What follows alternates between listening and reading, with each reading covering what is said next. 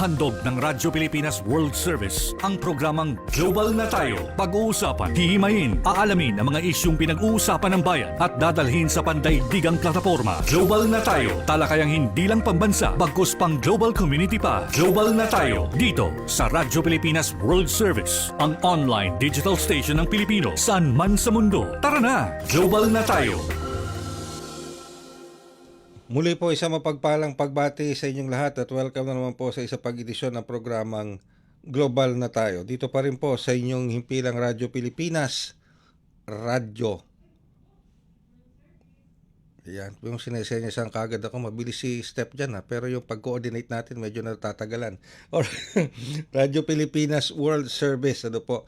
Yan, isa po kami sa mga himpilan ng Presidential Broadcast Service Bureau of Broadcast Services sa patnugot ng ating Presidential Communications Office. Yan. Kasama pa rin po namin maglilingkod sa inyo ang ating Global na Tayo team.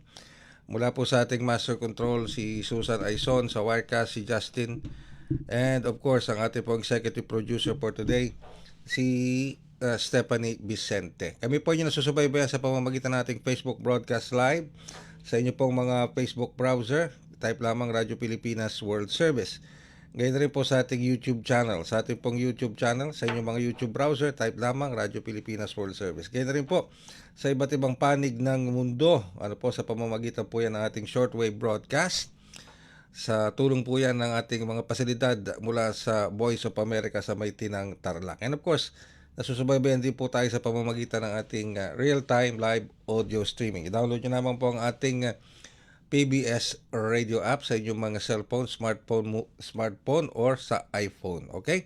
And syempre sa araw pong ito, sa edisyong ito ng Global na Tayo, babalikan po natin ang Bureau of Customs. Ito po ay may kaugnayan dito sa update na hihingin natin mula sa Bureau of Customs dito sa mga balikbayan boxes. Matatandaan po ninyo, last year, I think December, early part of December, nakausap natin si Commissioner Nepomuceno regarding po dito sa mga balikbayan boxes na ito na matagal nang nakatenga sa Bureau of Customs at container, ilang daang container kung di ako nagkakamali, ang nakatenga sa Bureau of Customs. Laman yan mga balikbayan boxes mula po sa ating mga overseas Filipino workers na natenga doon at hindi mailabas dahil nga po yung mga consolidators na pinuntahan, binayaran ng ating mga OFWs sa iba't ibang panig ng mundo para maipadala yung kanilang mga balikbayan boxes sa kanilang mga mahal sa buhay dito sa Pilipinas. Itong mga consolidators na ito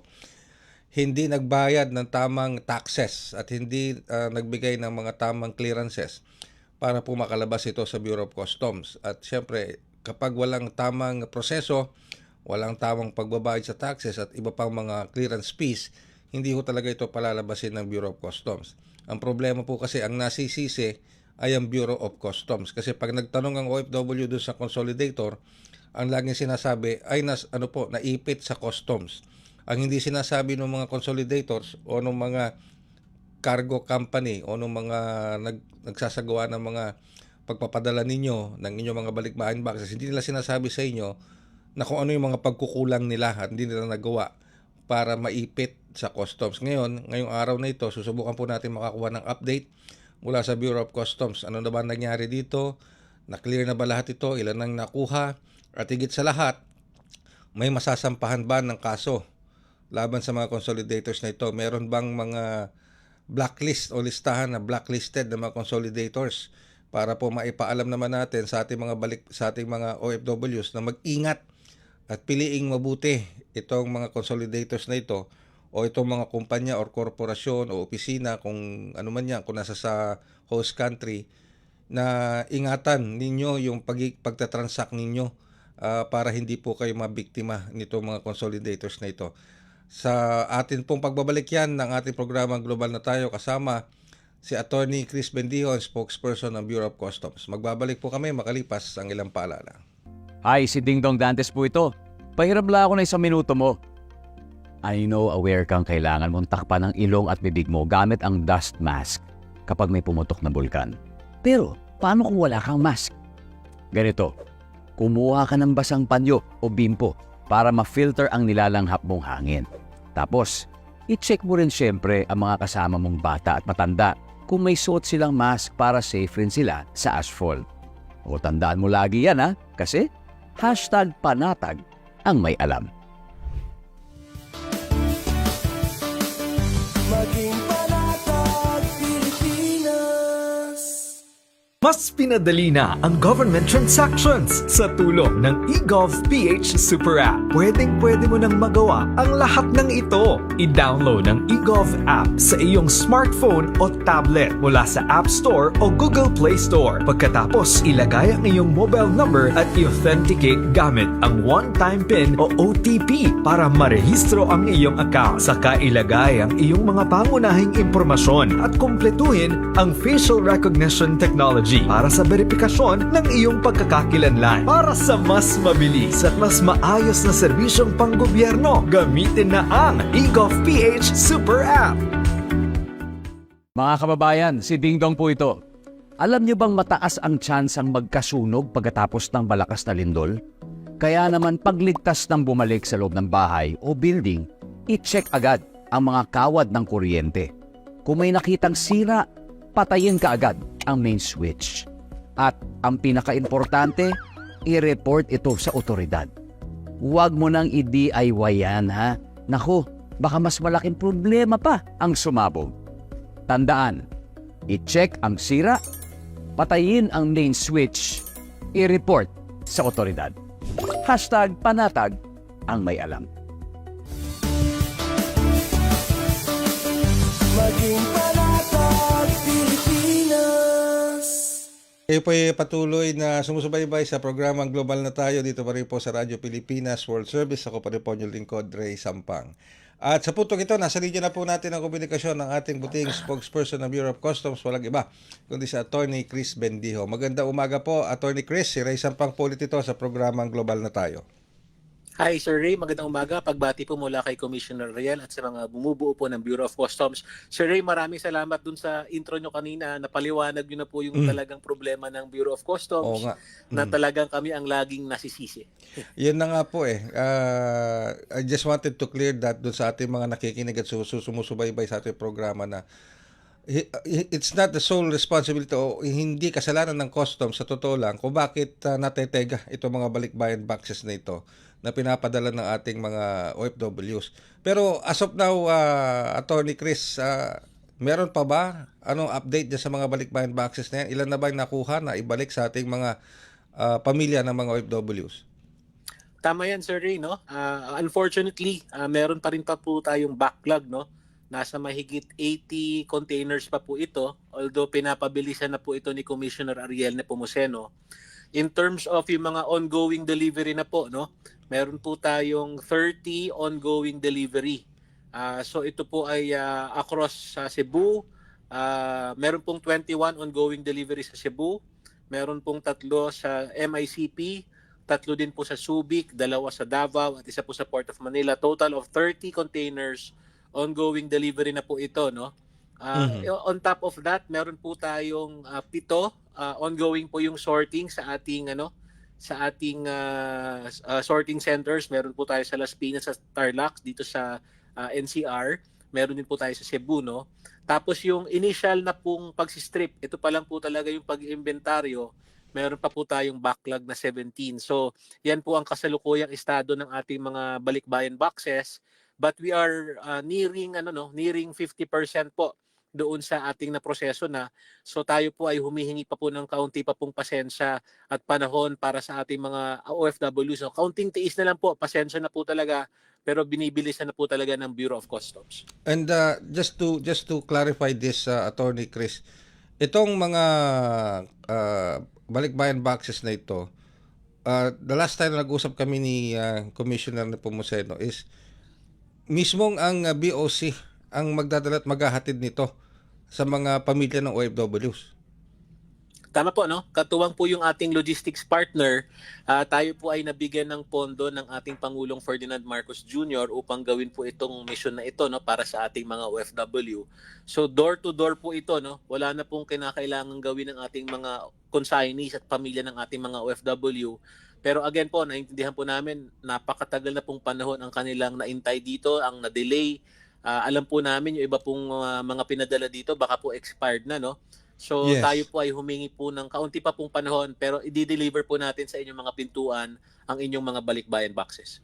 Alright, okay. But before, alam kong meron kayo nakaschedule na meeting for today, ano po, Attorney Chris. That's why I'm very, very appreciative dito sa oras na pinagkaloob nyo sa amin. But before I let you go, ano bang maaring maasahan po ng ating mga kababayan ngayong 2026? Given na na-release na po yung 2026 budget, ano po ba ang maaring asahan ng ating mga kababayan mula sa Bureau of Customs, lalo na pagdating po sa serbisyo at mga programa po ng ahensya? Ito pong 2026 survey, no? Dito po papasok yung mga first phases ng ating panawagang magkaroon ng full digitalization, no? At natatapos na po yung negotiation stage ng ating PPP partnership, no? Dun sa isang unsolicited proposal para sa ating yung ating CPS, no? Yung ating client payment system. At ito po sana, no? Tumuloy-tuloy na po ito. Sana po wala na pong mag-TRO. Sana po ay talagang umusad naman po yung digitalization efforts natin. Kasi ang aming posisyon po talaga, no, kahit po meron po kaming mga good governance measures, ang posisyon po talaga natin para talagang substantial at maramdaman natin, no, yung bilis ng proseso, yung pagkakatanggal ng korupsyon, talaga pong teknolohiya ang ating kinakailangan. So itong 2026 po, marami po tayong nakapilang mga PPP na for either magkakaroon na sila ng original proponent status, tatanggapin na yung mga terms, matatapos na po yung negotiation. Yan po ang we are looking forward to 2026 as the start of the digitalization of the Bureau of Customs. And of course, yung mga efforts po natin na Attorney Chris laban sa korupsyon at mga po lagi na lamang naipupukol sa customs nito mga nakalipas na taon patungkol po dito sa pagpasok ng mga items, ng mga transaksyon. Do we have additional safety nets para po malabanan ang anumang uri ng korupsyon sa Bureau of Customs? Tama yan, Sir Ray, no? Bukod pa sa ating mga CPS, pati yung ating mga kagamitan, yung ating X-ray, no? Humahanap po tayo ng tinatawag nating smart X-ray, yung gumagamit ng artificial intelligence at iba pa pong mga program, no, na gumagamit ng AI upang ma-detect ang mga unlawful importation. Pero bukod dyan, Sir Ray, no, I'm sure nababalitaan ninyo, marami tayong nahuhuling mga smuggled cigarettes nationwide, no, sa Maguindanao, sa Batangas, sa Pampanga. At yan ay isang aspetong tinitingnan din natin dahil baka naman din po outright smuggling ang laganap, no? So yung ating koordinasyon sa Coast Guard, sa HPG, para mabantayan ang ating mga coastline, yung ating mga private ports sa mga ganitong illegal activities, ayan din po ay tututukan natin itong 2026. Ayun. Alright. And with that, Attorney Chris, maraming salamat po sa oras na pinagkaloob nyo sa amin dito sa ating programang Global na Tayo. And hopefully, mai-deliver na at mapasakamay na ng ating mga OFWs yung mga remittances na dapat natanggap na nila nung matagal na panahon pa, Attorney Chris. Pero just before I let you go, isa na lang. Ano ba dapat yung mga clearance fees at taxes na dapat bayaran kasi nitong mga consolidators na ito na hindi nila ginagawa at naiipit sa Bureau of Customs? Ang nagiging tampulan tuloy na sisi is Bureau of Customs eh. Tama po yan, no? Kasama po dyan yung obligasyon nila sa mga shipping line. Yung nagdala po ng mga kahon sa Pilipinas, yung shipping fees po, dapat po bayaran po nila yan. Ikalawa po, yung arrastre, no? Ito po yung nag-unload sa ating ports. Ito po yung proseso ng pagpasok sa ating bansa. Dapat din po yung mga arrastre charges ay bayaran din po ng mga deconsolidator na ito. Alam niyo po, Sir Ray, kung talaga pong kung talaga pong in good faith itong mga kumpanyang ito at sinasabi nilang handa naman daw pala silang magbayad ng mga ito, dapat gumalaw na sila. Dapat noon pa nila binayaran ito. Hindi itong gumawa na ng aksyon ang ating pamahalaan at saka sila magsasabi ng mga ganitong bagay. But anyway, maglalabas din po ang Bureau of Customs ng listahan ng mga deconsolidator na may mga problema at may mga abandonadong container, no? Upang magabayan naman ang ating mga kababayan, ang ating mga OFW na mag-transact na lang sa mga lehitimong mga negosyo at itong mga ganito ay iwasan dahil sa lahat po ng bagay, hindi po nararapat ang mga ganitong pangyayari sa ating mga bagong bayani, ang ating mga OFW. Kailan po ilalabas itong listahan na ito kaya, Attorney Chris? Fina-finalize lang po natin yung yung information mula po sa ating intelligence group kasi gusto po nating makita ng ating mga OFW sa ibang bansa kung sino yung mga kapartner ng mga consolidator sa ibang bansa dito sa ating bansa, no? Kasi yan po yung nagiging problema natin. Pagdating po kasi sa mga kilo sa labas ng ating bansa, as a general rule po talaga, wala pong jurisdiction pagdating sa ganitong criminal aspect, no, dahil territorial po ang criminal law. Pero ganun pa man, sa perspektibo po ng Bureau of Customs, tingin po namin ay obligasyon din po namin proteksyonan naman ang ating mga OFW sa mga ganitong kalakaran. Let us be part of that information campaign, Attorney Chris, para maiparating din natin. Makatulong kami para maiparating natin sa ating mga OFWs sa iba't ibang panig ng mundo. Ito pong mabubuo po ninyong listahan na ito, nitong mga consolidators na ito na bumibiktima sa ating mga kababayan.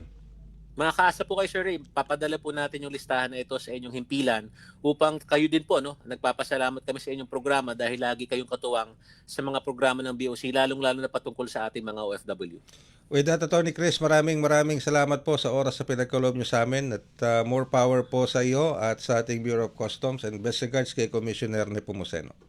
We'll relay that, Sir Ray. Magandang tanghali po at maraming salamat po sa pagkakataon. Yan po ang ating abuting spokesperson ng Bureau of Customs, Attorney Chris Bendijo. Magbabalik po kami makalipas ang ilang paalala. Magandang araw, si Ding Dong Dantes po ito. Kapag may nag-aalburutong bulkan, meron akong reminder sa mga dapat nating gawin.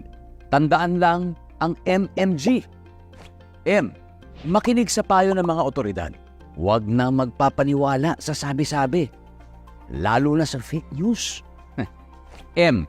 Mahinahon na lumikas. Bago umalis, isara muna natin ang mga pinto at bintana para hindi pasukin ng abo ang inyong bahay. G. Go bag.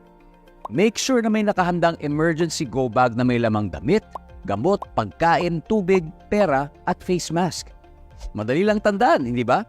Mag-MMG ka lang kapag may nagbabadyang pagputok ng bulkan. #panatag ang may alam. Maging panatag Pilipinas.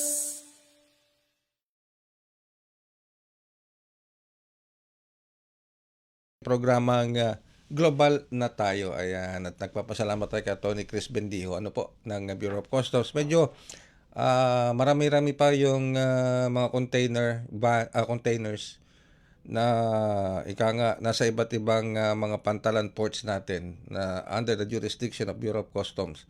Pero pinipilit ho nilang maibalik o maisoli o maihatid lahat na itong mga balikbayan boxes dito sa rightful owner.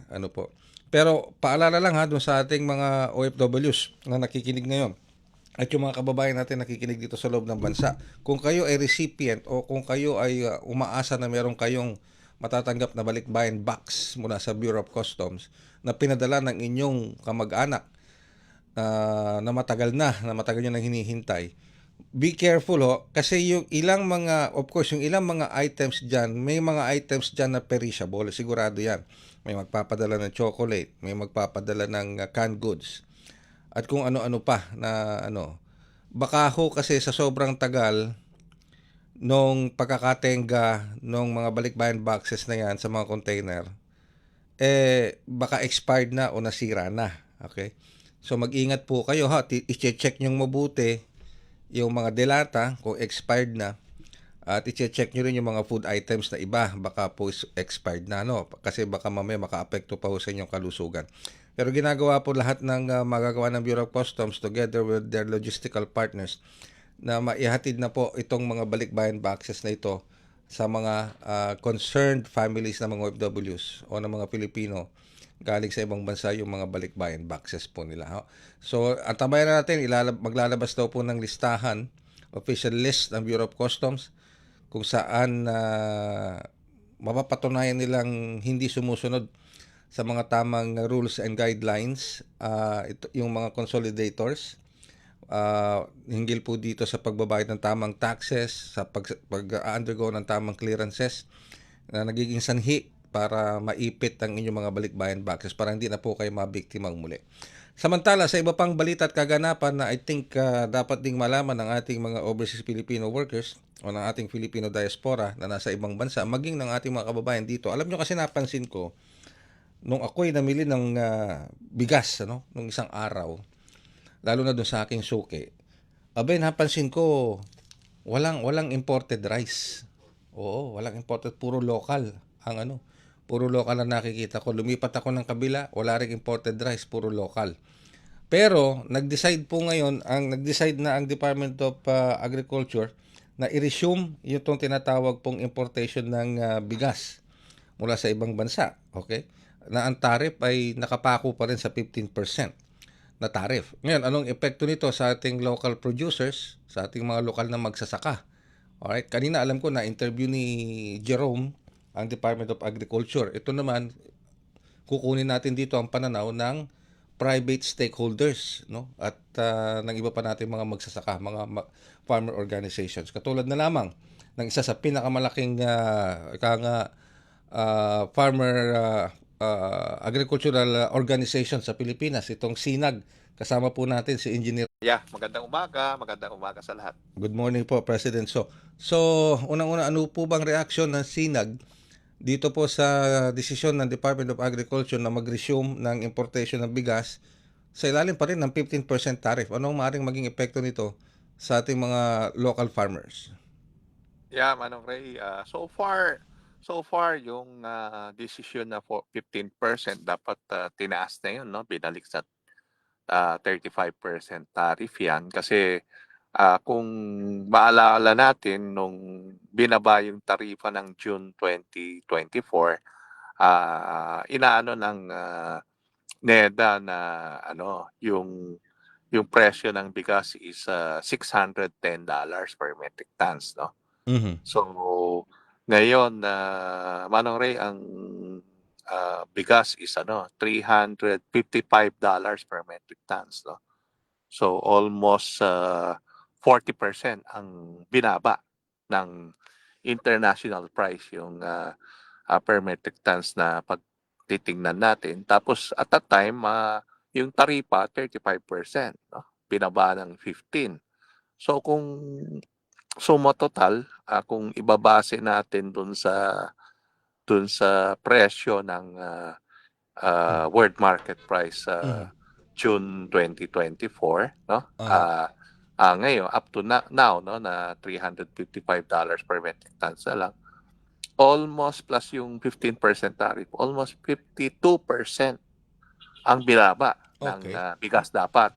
Mm-hmm. Nasa 55 noon, tapos yung regular meal nasa 42, 43 at that time.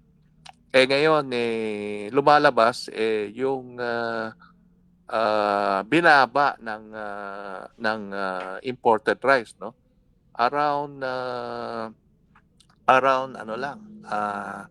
to 10% Alright. ang binaba. Mm-hmm. So hindi talaga nakatulong dun sa importation yung pagbaba ng presyo. Yun ang sinasabi natin. Yun. Okay. Yung tariff cut na ginawa plus yung dapat mas malaki pa yung binaba na presyo pero hindi ganun ang actual situation doon sa retail, di ba? So ang tingin natin is dapat talaga pag magpasok tayo ng imported rice, ibalik na yung taripa to 35%. Mm-hmm. Dahil hindi naman significant na nakatulong yung retail price na pumunta sa consumer. Okay. So yun ang isang inaano natin na dapat ibalik talaga yung taripa. So itong 15%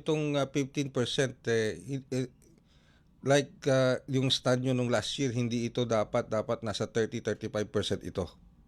Nasa 35% ito, Madam Ray. Pero may dahil ang sinasabi natin, yung significant ng baba ng international price tsaka yung tariff cut, hindi Pero ang nangyayari is natamaan ang ating mga local farmers doon sa presyo ng ating local palay. Pero President, so simula nung nagkaroon ng suspension dito sa importation ng bigas last year hanggang part ng December ng I think na nakalipas na taon.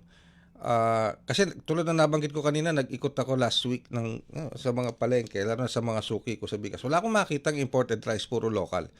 Ang ibig po ba sabihin na nakatulong ba yung suspension ng imported rice para maiangat ang presyo ng locally produced rice natin? Yeah, nakatulong, no? Pero alam mo yung suspension, nung in-announce ng ating Pangulo, tuloy-tuloy pa rin pagpasok, no? Nag-extend ng almost 1 month yung pagpasok ng dapat na hindi na pumasok yung imported rice. So,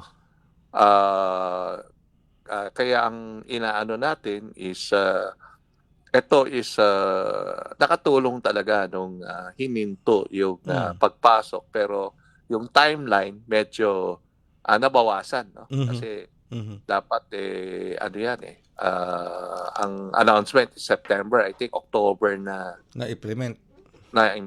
no? Pero maski paano nakatulong yung na-implement yung itong ban ng pagpasok ng imported rice. Sa kasalukuyan po ba, President, so at magkano ang presyo sa farm gate ng palay ngayon? Sa ngayon kasi, Manong Ray, ang harvest natin is end of February down, no? March.